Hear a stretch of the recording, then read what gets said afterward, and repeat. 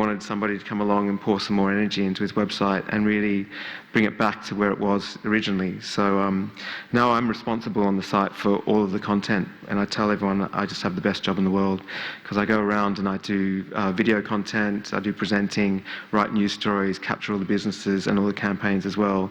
The site's a commercial site as well, so the more commercial it becomes, the more we need content. So my job is extensively just to capture all the content, which is brilliant. So just some examples of the different sections of the site. So as Andrew mentioned, there's 3.8 million uniques that come to the site every month. And that's grown in the last 3 years. So when I took the site over, I think there's 500,000. So there's a number of things that we've done in terms of to get those numbers up there.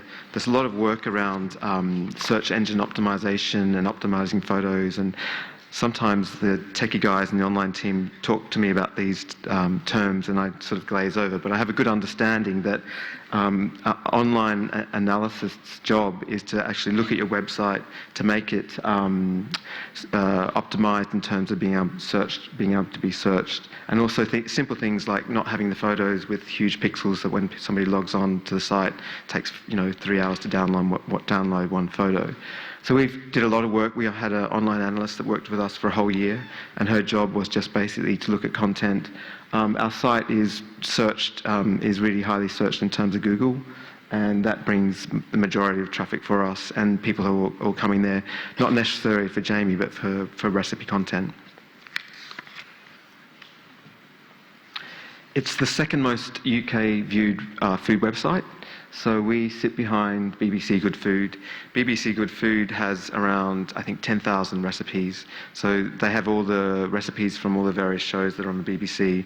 We have, I think, 400 of Jamie's recipes out of respect for Penguin. Penguin aren't at the stage yet where they want to see too many of Jamie's recipes online because they feel it might sabotage book sales. So in terms of not having as many recipes as BBC Good Food, I think we've done pretty well in terms of getting to that state.